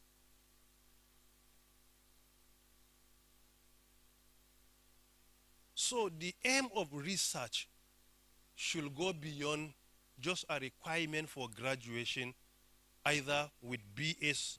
The knowledge, the outcome, the skills, and the training we go through should be our priority. Otherwise, we are heading to a wall that outside academia, in the next few years, my certificate or certificate could not be considered for anything. What is important is the skills you acquire and what you can deliver. Donald Trump, in June 2021, during COVID, he signed an executive order directing the largest employer in the US, that is the US government, that while recruiting employees, their priority should be to the skills they acquire, not the certificate they present. And today in America, your skills are more important than your degree or the class of degree you graduate with. And this is an executive order not in Africa, but in the United States of America. So our research, undergraduate students, while conducting research, we need to mentor them, not just to focus on graduation or class of degree or as part of the requirement. The priority should be identify a topic that could be your success story to the end of your life. Partake in critical thinking and come up with. Even after graduation, if you are not yet there, continue to work on that research. Continue to work on it because it could be your own company and it could be the innovative idea that could change the world. A young Nigerian left this country around 2014 for the US. He couldn't get any job. Roaming about with his CV, he couldn't get anything. He left for the US. When he arrived there, he discovered that in his area, there was a difficulty in tracing location, identifying the map, and many more. He partook in complex problem solving, critical thinking. He came up with a startup named HopSpot. After some years, he was contacted by Apple company, willing to buy it, and he left this country. They bought it at the price of 1 billion USD. 1 billion USD. And he left Nigeria without getting any job. Most probably, even if he got, he could be employed by a local government chairman to be serving in the office of the secretary to the local government, where he can only go twice a month, time for the payment of salary. He can just go there and get his salary and disappear and clear the screen. So in real sense, there are many opportunities in innovation. Our colleagues, the academics, we must change our perception of research, choosing topic for undergraduate and postgraduate. If an undergraduate is expected to change the life of 10,000 people in the world, then postgraduate should dream higher than that. And this is indeed very important. While conducting research, we should try to make research our lifestyle, not to be motivated by any research grant, no matter how big and fat it is. What is important is that contribution to knowledge. And that is what you should be so passionate about it. Any other benefits you get, financial and otherwise, should be secondary And that should not be the primary aim of conducting that research. And this is indeed very important. This innovation should also lead to sustainable development. Digital innovation is a prerequisite to building an indigenous digital economy. Digital innovation also leads to digital entrepreneurship. So research leading to innovation, innovation should lead to sustainable development, economic development, development in education, in health, in agriculture, and many more. Take, for example, agriculture that we are blessed with in Nigeria. You can employ research that will lead you to innovation, and that innovation will guide you to sustainable development. Take, for example, the Netherlands as a country. It is a small country in Europe. The entire landmass of the Netherlands is around 41,000 square kilometers. Could be within the same range with either the population of Kano State or Lagos State. But today, the Netherlands, because of adopting technology, the Netherlands is the second largest exporter of agri-produce in the whole world. With the population of either Lagos or Kano and the landmass that 6 states, each one is bigger and larger than the Netherlands. And they are second to the US, while the US is over 270 times larger than the Netherlands. Their population is around 20 million in the Netherlands, but US is over 270 times larger, and they are the second. Why? Because of the adoption of innovative ideas. They introduce what they call digital agriculture. Part of it, they establish what they call vertical farming. This hall is enough for you. This land space is enough for you to have up to 10 to 15 rows for farming. And they also introduce soil-less farming. You don't even need soil to farm. It's only the adoption of artificial intelligence, robotics, and others. But vertical farming. And on the roof of your home, you will be able to produce what you can consume in a year and export 80%. This is what innovation is, leading to sustainable development. But look at our landmass in Nigeria today. Our landmass is around 920,000 square kilometers. But still yet, compare our agri output with that of the Netherlands. You will just be worried. And we have 6 states. Each one is larger than this country. And we have 2 states in Nigeria. Each one will compete with their population. What they generated in 2019 and 2020 from agri is more than 10 times what Nigeria generated from oil and gas. More than 10 times. This is how research leads to innovation, and innovation leads to sustainable development.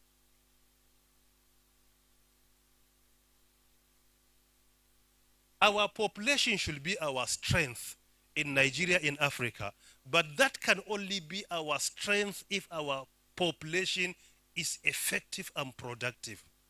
If our population is not effective and production, then by implication, we will continue to go more into poverty. Today, if you look at it, our GDP is increasing slowly.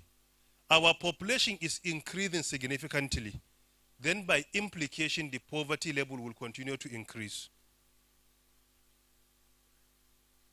In Nigeria, in 1960, the population of this country is only 45.1 million people. Today, we are around 220 million. Only from 1960 to date, within 62 years. In 1960, the whole world population was only 3 billion. Today is 8 billion. The world reached only 1 billion only in 1805. Just 217 years ago, the whole population of the world reached 1 billion in 1805. Only 217 years.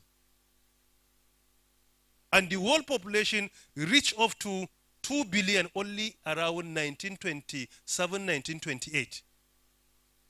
Just 123 years from 1 billion, 123. In 1960, the world population reached 3 billion. Now, from 1960 to date, only 62 years, we increased 5 billion. Only last year, Nigeria was 7th most populous country. Today, we are 6th. By 2030, we could be the 3rd or the 4th most populous country. If this population is not effective and productive, the poverty level will continue to become more severe and more worrisome. Countries that manage their population through effective research, leading to effective innovation, are now leveraging on that population to attain and gain more. In 1960, the GDP of China was nothing. But today, according to the most effective statistics, the GDP of China cannot be estimated with anything less than 19.9 trillion USD. 19.9 trillion USD. America, with their population, they are around 24.3 trillion USD. Some statistics will give you 25.5 trillion USD. This is how they manage their population. In Nigeria, we have a very long way to go because our population is increasing seriously. Economic growth is very slow. And at the same time, by implication, if your population growth is higher than the economic growth, day in, day out, poverty level will continue to get worse. It will continue to get worse. In Africa, with a population of 1.3 to 1.4 billion people, our GDP today is not even up to 4 billion or to 4 trillion USD. So we are not able to get even 1/5 of the US. But look at our continent. Why? Because of the poverty level and because of lack of innovation that is leading us to these challenges. According to McKinsey, that in Africa, if we are able to harness our talent effectively, by 2025, the digital economy sector will be able to contribute through innovation 600 billion USD to our economy by 2025 in the next 3 years. But it all depends on how our research is effective and how our innovation is productive. This is what we have. According to the World Economic Forum Future of Jobs report of 2021, with disruptive technologies, if we can leverage on disruptive technologies that are available in the world, we will be able to create 133 million new jobs within artificial intelligence, robotics, Internet of Things, quantum computing, 5G, autonomous vehicle, virtual reality, augmented reality. There we have opportunities of 133 million jobs. If we are not innovative, these jobs will be taken away by the developed countries, and we have nothing to achieve in Africa. We will remain as consumers, and we will only work and pay for their talent, and we only enjoy from their talent. This is why our research, we must reorient ourselves to prioritize research over and above any other benefit from it. 2, we must try to acquire soft skills. Soft skills will guide you to choosing an excellent research topic and will guide you at the same time in arriving to a new and excellent conclusion. Complex problem solving is important. Critical thinking is number 2. Analytical thinking is number 3. Collaborative thinking is number 4. Presentation skills is number 5. Teamwork is number 6. Project management is number 7. Creativity is number 8. If you acquire these soft skills and excel and you partake in research, you will discover that the outcome is amazing. And that will lead to a very productive innovation. But if it's not our attitude, we are only listening to motivational speeches, and we say, okay, let me improve. you will not be consistent. You have to make that research to be your habit, to be your lifestyle, so that without any personal benefit, outside the outcome of the research, you can do it. If you attain the peak of your career, you will still partake in that research because you are so passionate about it, and it is your habit and also your lifestyle. If it is not that, then definitely you cannot. If you begin the research and the remaining research grant doesn't come, you put it on hold and say till it comes. Even if you are capable of continuing, you will decide to say no. Innovation is also important. We should teach our students how to partake in critical thinking, identify challenges. We cited an example with Amazon. Look at Uber. The challenge of identifying the problem of establishing the network of taxi or cabs globally, coming up with that idea is more difficult than developing the system that will establish the connectivity or the network. So the main challenge is identifying the complex problem. Then you partake in critical thinking, where you will demarcate the problem into subcategories, work on them, come up with a solution, and at the same time, you should consider any failure in the course of doing that as the foundation of attaining that success, not an opposite to the success. And this is indeed very important. Research should lead to that. Companies like Apple, like Amazon, if you look at their research grant, it's usually between the range of 25 to 42 billion USD. Research and development. And through that, they will implement it. And it is important to teach our researchers the need to create time out of no time and think deeply and reflect. Without thinking deeply, sometimes you can make many mistakes. That is why some of us that are very occupied, you only find time to think when you travel. When you travel sometimes to another city or another town or outside the country, then you will be able to think. But at home, your kids are always with you. The family is always with you. So critical thinking is key. Long-term thinking is key. Customer centricity is key also. Mark Zuckerberg, when he came up with that idea of startup at the age of around 19 and 20, he contacted Steve Jobs to guide him. That he was confronted with around 100 million USD to sell the startup. And he said, he was contemplating, and he reached out to Steve Jobs to guide him, whether to sell or not. He said, I will advise you. That advice is not specific but general.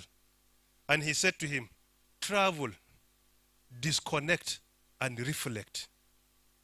Travel, disconnect, and reflect.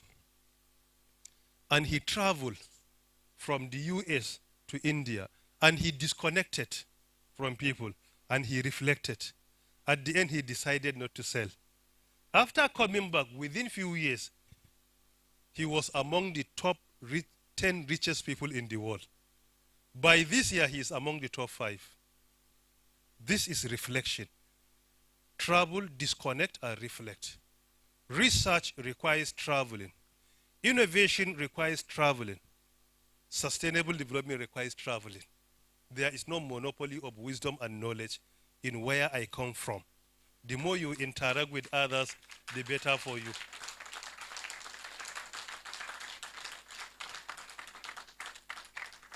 Innovation requires traveling. It requires reflection. And it requires experimentation. These things are very important. In Nigeria, we need to immediately change. We need to have a paradigm shift in education, in health, in whatever we do. Time is of the essence. Our population is growing. Our economic development is very low. Our poverty level is becoming worse by the day. The earlier we think out of the box, the better for us as a country in order to attain sustainable development.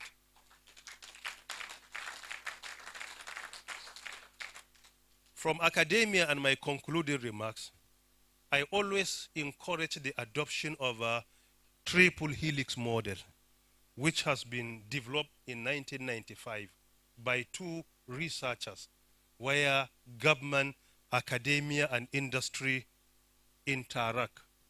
Through that constant interaction is what produces the outcome we have been seeing from Silicon Valley, Shenzhen, and other places. Research or development should not be for government only, and should not be for academia only, and should not be for industry only. There must be constant interaction. And we must agree that our strength is in our constant interaction, and our weakness is in the absence of that. That is why triple helix model or the quadruple or the quadruple model as proposed.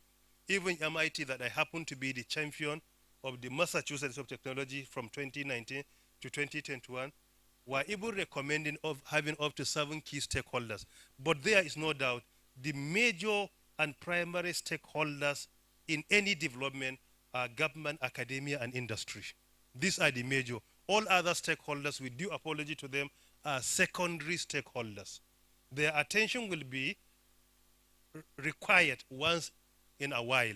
But these three must always be active 24/7 in order to attain sustainable development. And each one has a critical role to play towards achieving that sustainable development. And this is what we need to encourage in Nigeria, where government officials will interact with industry players and academia to know their problems. Academia should be open to interact with government openly to know what are the problems of government. And at the same time, government and academia must agree to listen and interact with industry.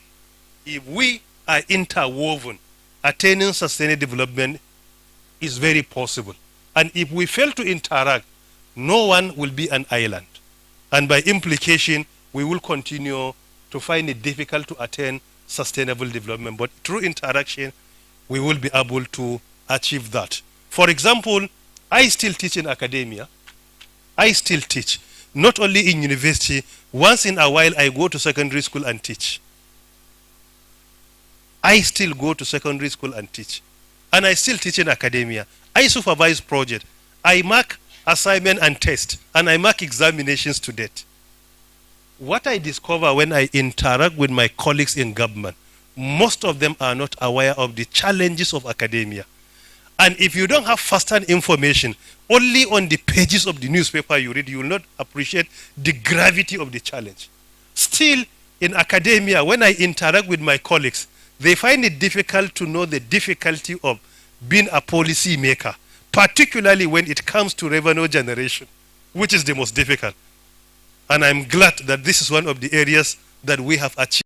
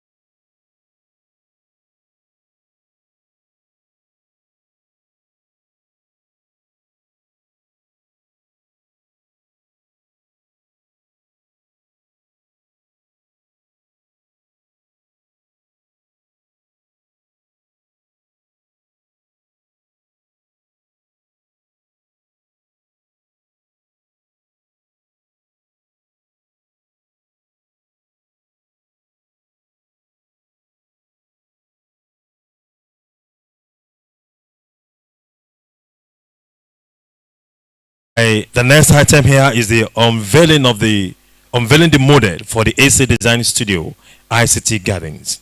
And I want to humbly again invite the Honorable Minister, sir, for the unveiling. And I want the Pro-Chancellor and Chairman of Council and the Vice Chancellor of our prestigious university to please accompany the Honorable Minister for the unveiling, sir. Please, the camera, please get set.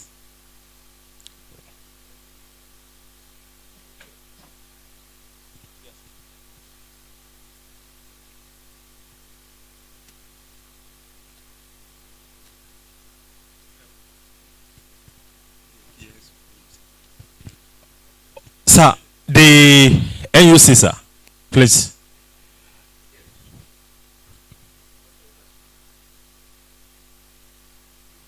Yes, sir. Please, can we keep clapping for the Honorable Minister?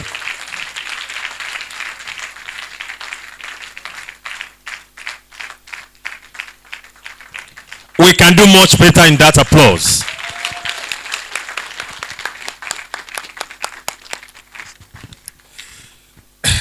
The unveiling of Obafemi Awolowo University ICT-driven Knowledge Park, Design Studios and ICT Garin was done by my humble self, Isa Ali Ibrahim, the headmaster of the Communications and Digital Economy sector, on Thursday, 18th of December 2022, to the glory of the Almighty God and for the benefit of humanity.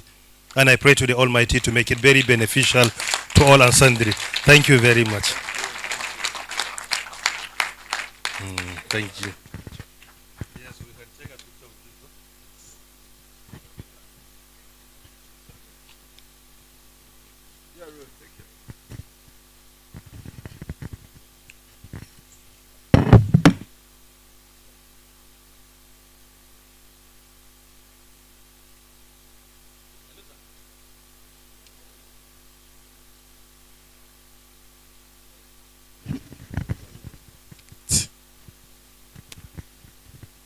Then as that picture is going on, I recognize the presence of the chair, NCC Board of Commissioners, Professor Adeola Akande. Thank you very much for being here, sir. Have you taken the shots, please?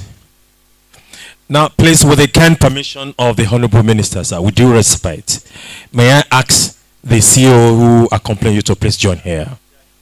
Thank you very much, sir. Please. Yes, that is ministerial instruction. Yes, sir. Thank you very much, sir.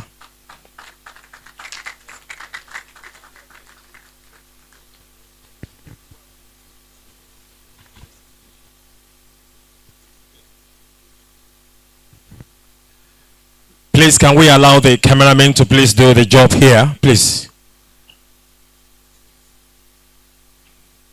Please, no blockage of anything here.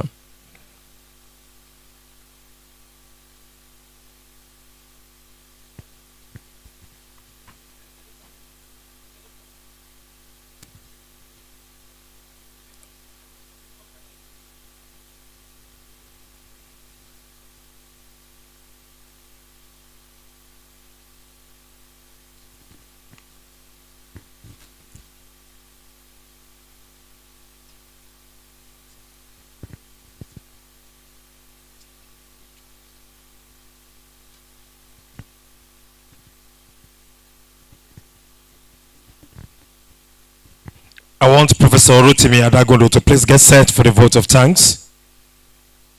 Are you through, camera?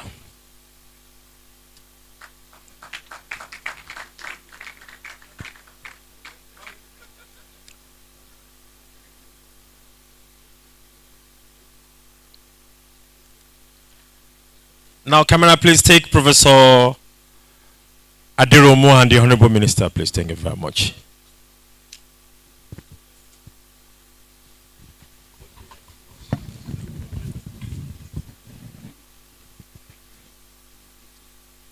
Yes.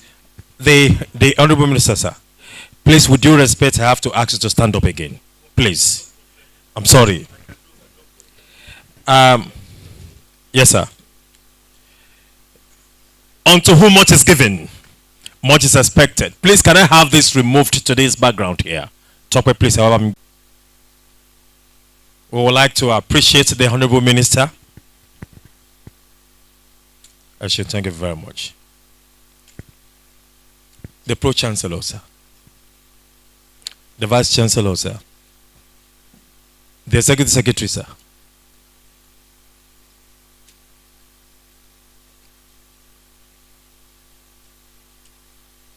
We want the Pro-Chancellor to unveil.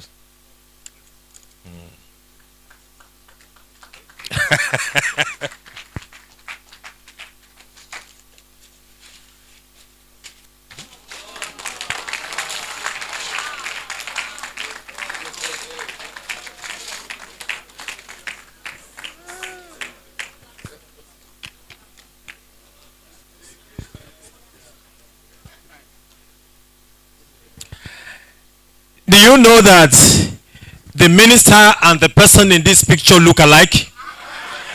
And the two of them are very handsome. Thank you, sir. You are so clean, sir. Shall we put hands together for the Honorable Minister? Please, can somebody come and take this for the Honorable Minister? Thank you very much, sir. Yes, sir.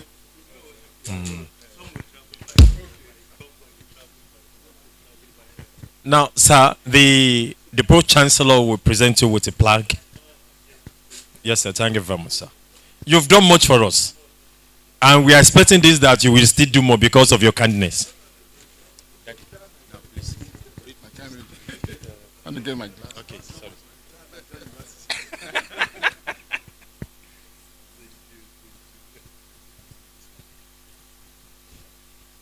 Okay, hold it.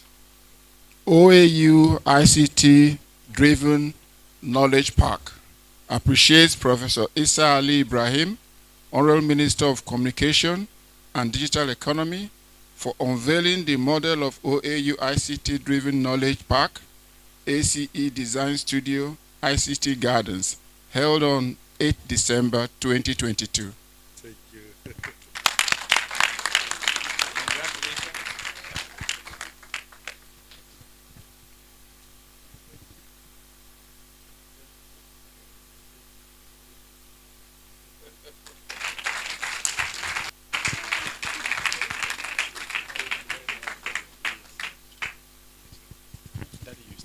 The next one is for the Executive Secretary.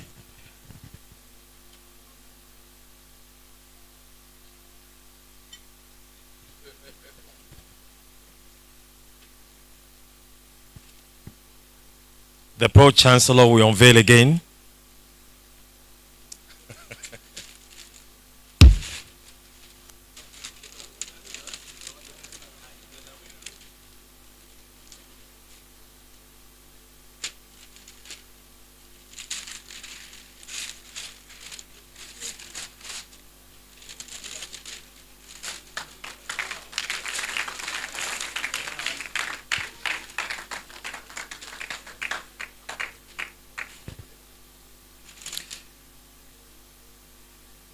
Thank you very much. Now the plaque.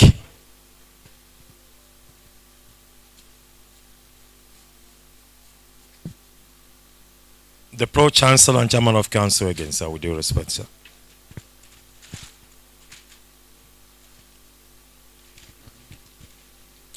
OAU ICT Driven Knowledge Park appreciates Professor Abubakar Adamu Rashid, Executive Secretary, National Universities Commission, for commissioning the OAU ICT Driven Knowledge Park Incubation Center held on 8 December 2022.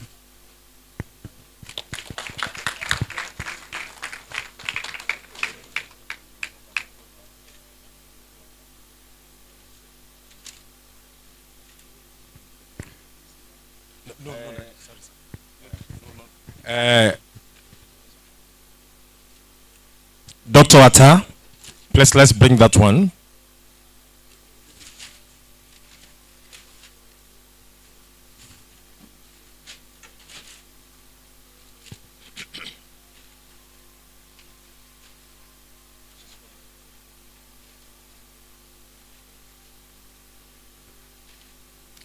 Now, please, shall we put our hands together for the lady that is representing Dr. Atta? Thank you very much.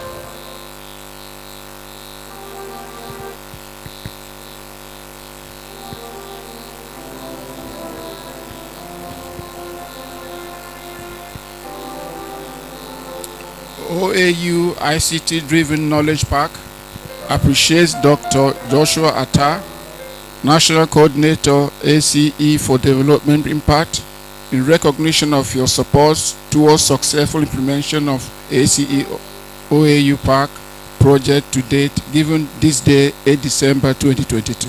Congratulations.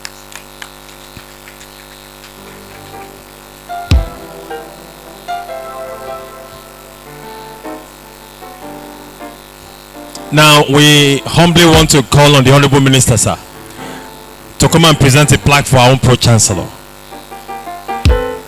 Only the deep can call to the deep.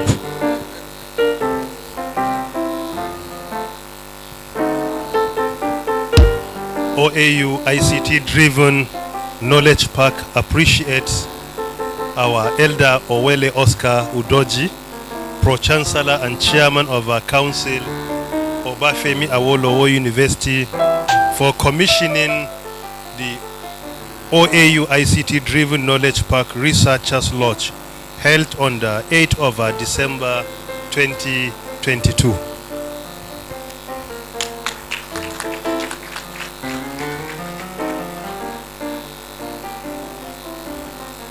Thank you very much. Professor Rotimi Adagodo, please vote of thanks quickly within the space of 2 minutes.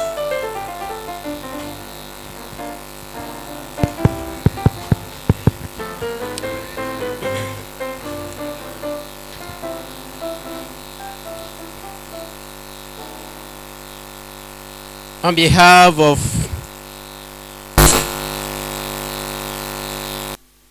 our Pro-Chancellor and the Vice-Chancellor and the entire university community, we like to recognize and appreciate our Honorable Minister for Communications and Digital Economy. When we talk of somebody having very tight and busy schedule, I'm sure you have experienced one today. After all that the minister has told us, he should just have retired somewhere in Ibadan and into to the cozy, maybe government house, and keep the night there. But because of the love that you have for Obafemi Awolowo University, you still decided to face this road, face this direction to come to Ife. We want to say a big thank you, sir. Thank you very, very much. We really appreciate your coming, sir. And for all that you have done for OAU, for all that you are doing, and for what you will still do for OAU, we say thank you very much. And we also like to thank and appreciate our Chancellor. Indeed, I look at this man with bundle of energy. Right from Monday, the Governing Council meeting took about 3 days. Convocation. And in fact, right now, a convocation program should be going on. And they are here. We really appreciate you, sir. Our own Owele Oscar Udoji. Thank you very much. And our Vice Chancellor, we really appreciate you too, sir. And the representative of the Executive Secretary, we also appreciate you for coming and for representing the Executive Secretary. All eminent dignitaries in the House, and indeed every one of us. I want to say that the quality of the lecture delivered by the Honorable Minister today has really proved that the waiting was worth the while. Shall we put our hands together for every one of us for making this day a reality? Thank you very much, and God bless you all. Thank you very much. On this note, the next one is the commissioning. We've done everything we want to do here. May I please give indulgence to please stand. O God of creation, direct our noble cause, the second stanza of the national anthem.